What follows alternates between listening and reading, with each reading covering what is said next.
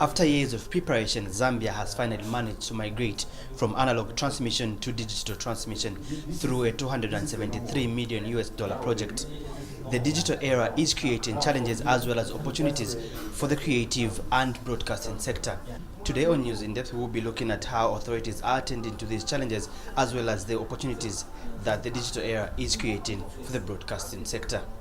I'm your host, Masauso Mukwayaya. Stay tuned.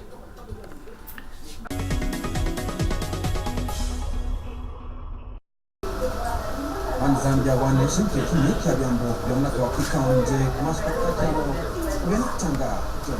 Television has been rated as one of the most profound results of human ingenuity of all times. Through it, people have seen places they have never been to. Historic world and national events have been witnessed from different geographical locations thousands of kilometers apart in real time. Through a complex television transmission system, leaders in different countries around the world have been able to reach out to millions of people we will definitely instantaneously. deliver a people-driven constitution as per the roadmap we recently released. With only a TV screen between them and the world, people have been educated, informed, and entertained on various topics from the comfort of their homes. But for a while now, Zambia has been doing this through the analog platform, where signals are relayed from a host transmitter to other transmitters placed in different geographical locations. The ministry and the government in general is happy with the progress in the construction works, and we are still continuing with the construction work. But most of it has been done now, and I'm sure people are seeing the benefits of digital migration in terms of the color, the color quality of television broadcasting, as well as the sound. According to records at the Ministry of Information and Broadcasting Services, the country had about 80 transmitters in 2012. 67 belong to the Zambia National Broadcasting Corporation, ZNBC, while the rest is owned by various private stations. Analog transmission equipment and systems have been in use since the advent of television in the 1940s. The systems are so cumbersome such that, to carry one channel, a broadcasting house needed to build huge transmission infrastructure for that particular channel. Necessitated by advancement in technology, the International Telecommunications Union, ITU, requested all United Nations member countries to migrate from analog to digital television transmission by June 17, 2015. Zambia, however, undertook its national digital switch a little later on October 1st, 2017. The switch was, however, only for towns along the line of rail. The country was operating a dual system. Places away from the line of rail were still able to access the analog signal. Zambia is one of the few countries that has managed to fully digitalize since the announcement was made that all the countries in the world will go digital. This was a decision by the International Telecommunication Union, as you might know. Our expectation from the ministry and from government is that with this investment, firstly, we are going to see quality broadcasting.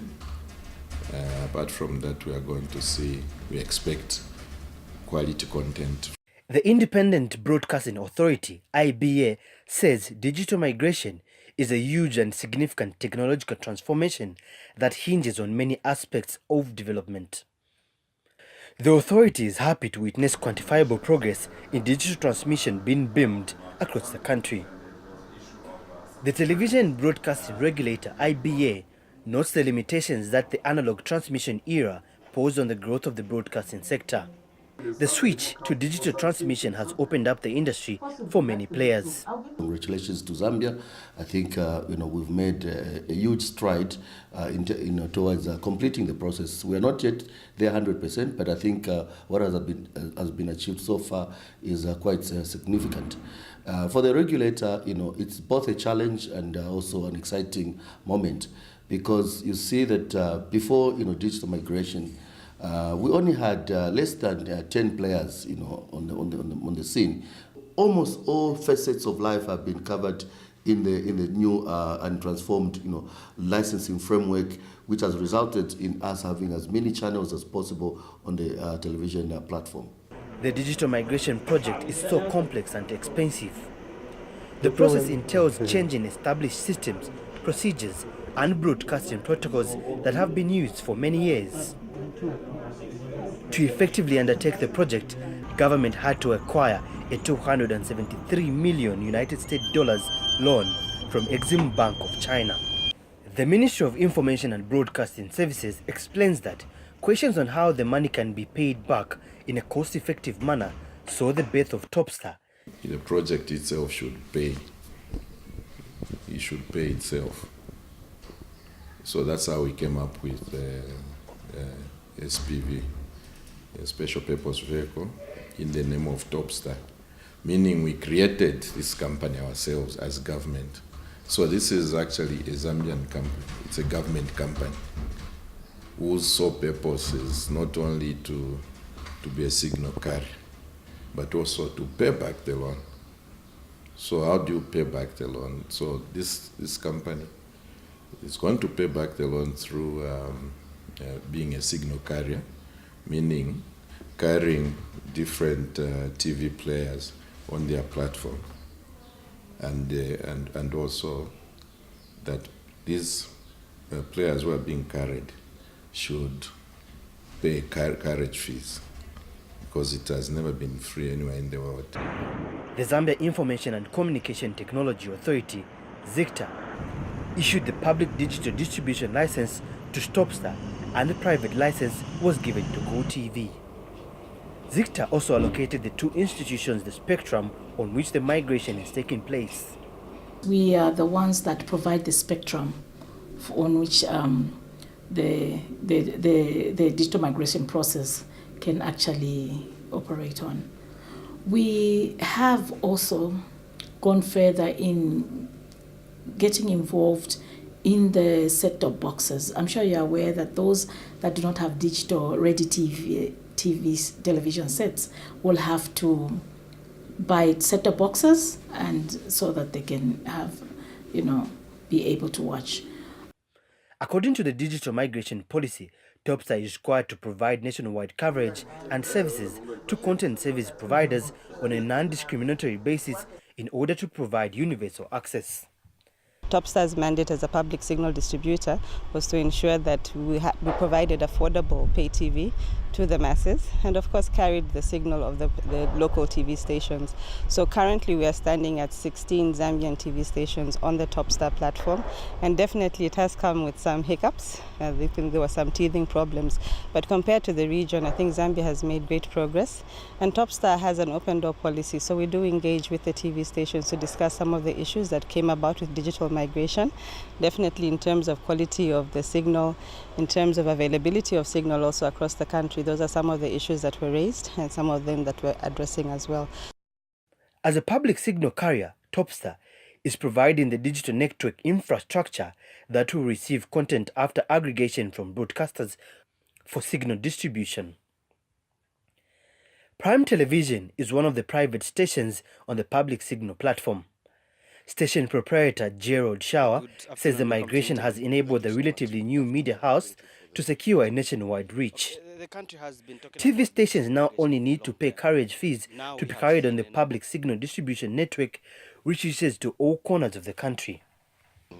Our content or our signal has gone across the country.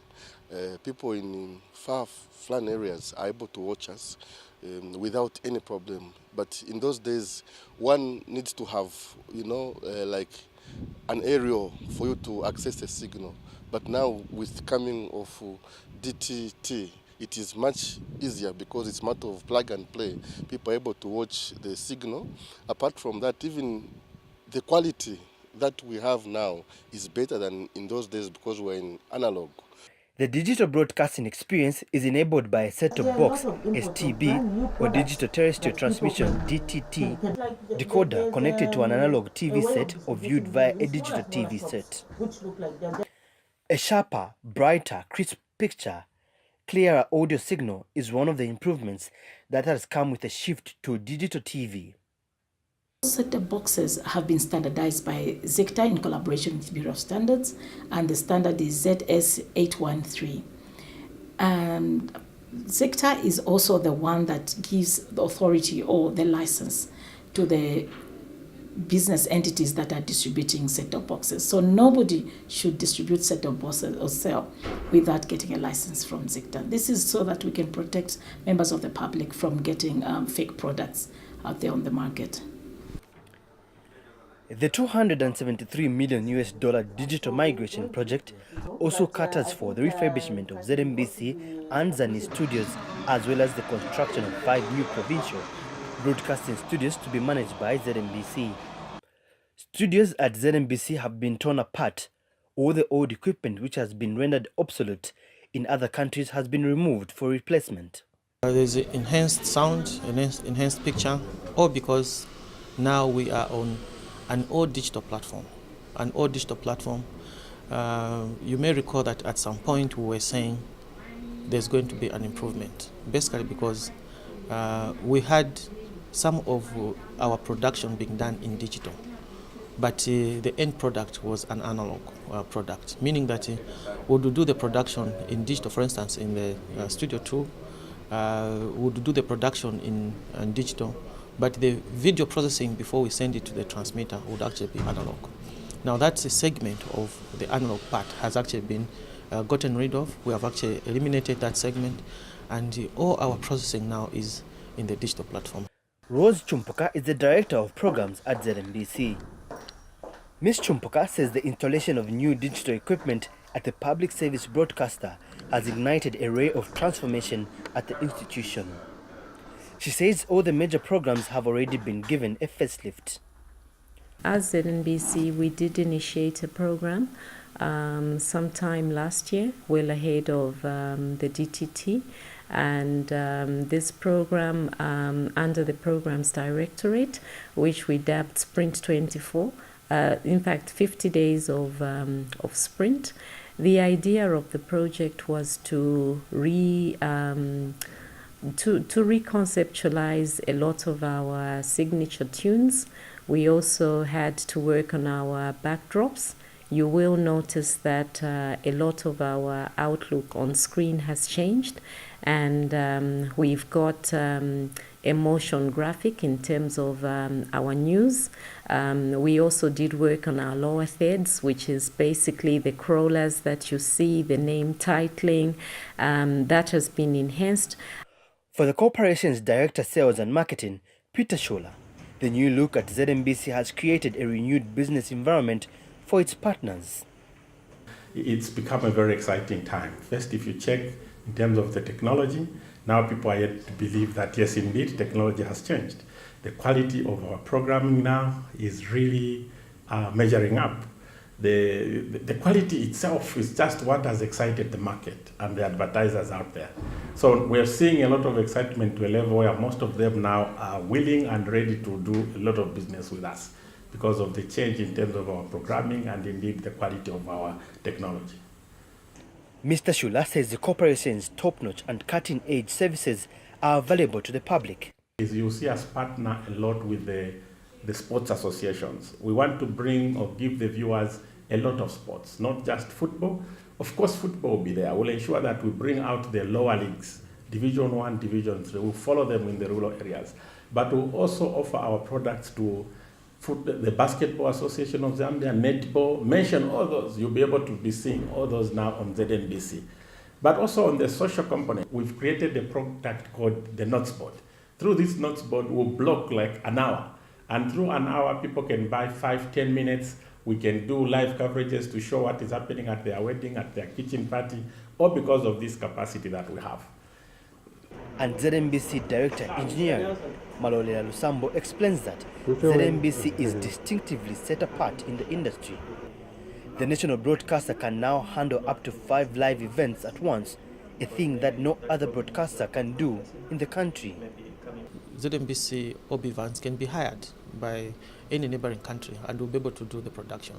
But that what it also means is that as ZNBC we are able to have live events simultaneously up to 4.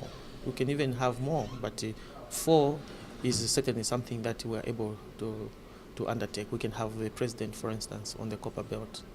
We can have the vice president in Eastern Province. There could be another event within Lusaka and another in another province. All those events we are able to cover because we've got currently 3 new OB vans, and the old OB van will enable us to do those live productions without any challenge. It's just an issue of planning to make sure that it's appropriately coordinated and we send those signals to ZNBC for transmission. The corporation is now doing its productions in a tapeless environment, a revolution which is making work faster and efficient.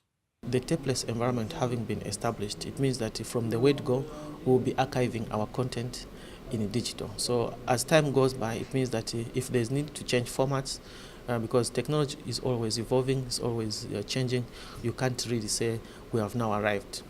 There's a possibility that at a later stage that is going to be converted. But the fact that we are already in a digital format, it means it's very easy for us to transition from one digital format to another. And the Independent Broadcasting Authority, IBA, says broadcasters need to concentrate on creating content, seeing that the technical aspect of digital migration has already been attained. It's no use to have huge capacity, so many channels, and yet the content that is being churned out is not appealing to the people. So it is a challenge to both the licensees as well as a regulator.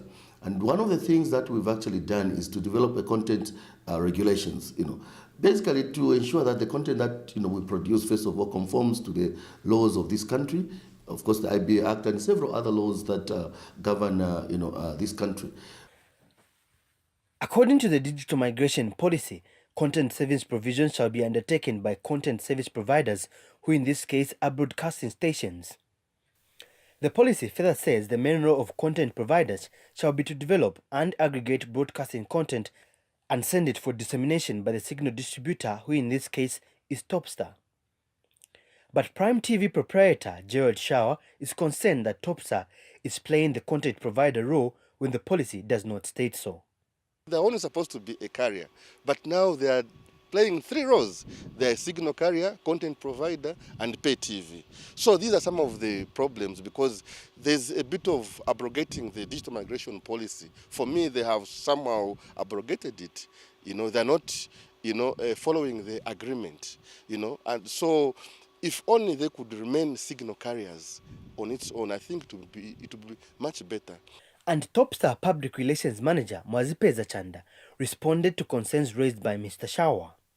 Topstar in itself is a joint venture between Zambia National Broadcasting Corporation, which is the public broadcaster, which is a content provider, and StarTimes, which provided the technology that actually rolled out the entire infrastructure for digital migration. So the channels, in terms of content, that comes from the ZNBC side of Topstar. So I think probably because there have been quite a number of channels that are available on the Topstar platform that are branded StarTimes, but we also do have the likes of France 24, BBC, and this is just to ensure that people are able to access a wide variety of content. The Independent Broadcasting Authority admits the lapses in the policy, saying the policy was made in a vacuum in the absence of practical systems. We've actually done some proposals to the central government on how the digital migration policy document should be revised now that we are in operation. When the policy was designed, it was, for lack of a better term, I'd say it was designed in a vacuum because the systems were not there. And it's normal. You can create, you hope that things are going to work in a certain way, but things don't just work in a certain way. Probably the issue of, for example, funding was never, funding of the process of digital migration was not so much, discussed in the policy. But then, faced with the reality that digital migration, requires a lot of resources. Sometimes it may require you getting a loan or external support and things like that. So reality now has dawned in, and there's a possibility that certain things may not happen, as we anticipate them to happen. But the thing is that all those issues are issues that can be resolved. The Ministry of Information and Broadcasting Services is well aware of this state of affairs. When the policy was created, there was no Topstar, and I think there was no initiative to have Topstar. Now, I think the original idea was that ZMBC will run the public network. And now that is not the case anymore. So now we have to review the whole policy so that there is no dispute in the industry. We are all just, I think we are all driving towards a common good. And we want the private companies to understand that point. The digital migration policy expects both public and private television stations to broadcast not less than 35% of local content. The main aim of the corporation is to ensure that we do bring local production houses on board to be able to come up with concepts on programming, scripts, manuscripts that are inspirational and tell the Zambian story in many different ways. So we have different partnerships arrangements of how we hope to commission content just to brighten our screens in terms of local content. Right now, we are also having meetings with a lot of distribution houses within the region and internationally. In as much as digital migration is exciting, it has created a challenge for TV operators to produce content, an undertaking which some players in the private industry feel is costly. It is only fair that we come up with a cost, what is called a CPS, a cost plus a cost price sharing model, cost per subscriber rather, that is the CPS model, in terms of they have the ability to rate. There are many models that can be put in place with the CPS where they will be able to share based on the content of those subscribing to the various bouquets where our channels fall in. Because this is the global practice. Mind you, as free-to-air channels, we also spend on this content. We are buying from content providers in terms of filmmakers and producers. So why should another platform use our content for free by charging the viewer? And then in essence, we basically do not get anything out of it. But the digital migration policy talks of the establishment of a content development fund, which will be put in place to finance local content development. We are trying to push for is to ensure that we have a content fund, being operationalized as it is stated in the digital migration policy, that there will be a fund that will be set aside to encourage content developers, especially private content developers, to produce as much content as possible, which they can now sell or go into any commercial agreement with broadcasters to ensure that that content is shown to the Zambian people. Going by the changing trends in the broadcasting industry, ZMBC is also floating some of its prolific productions on various internet platforms such as Facebook live streaming. We are streaming and we will be creating mobile apps where people can be able to access our content. So there's a lot that we're working on in trying to reach our audiences and to give them content that is inspirational, content that is shareable, content that is downloadable, content that they can access when they want to access it. And Zikta understands the significance of internet-based platforms, but hastens to note that affordable data bundles will become an important precursor to accessing information. Cheap data does, of course, enable people to have access to the internet and also to, as you've explained, to stream live and be able to watch. And I think that we have to understand that where the world is going now, most of the platforms that are exciting, particularly to the biggest users of ICTs, who are the youth, are platforms that require data use. If you look at Facebook, if you talk about Instagram, if you talk about any of these platforms, you see that these are platforms that actually will need data. Now, if you have expensive data, it's be difficult for the Zambian population to have access to what the rest of the world is having very easy access to. The consumer benefits arising from digital switchover are widely recognized, happen relatively quickly, and are primarily driven by increases in programming and quality. Going into the future, we're in the digital space, we need to be very careful in terms of how we are going to handle the big tech giants such as Facebook and Google, who are launching video streaming, components or apps within the framework of their operation. I mean, what we see happening in places like Europe and the States with Amazon and Netflix will soon come to us. So I think through legal framework and policy, we need to find a way that we do not kill the local industry. Digital transmission is so important and futuristic, such that the success of many policies, social and political campaigns, as well as other endeavors in different sectors in the country and the world, will largely depend on their presence on a TV, mobile phone, or computer screen.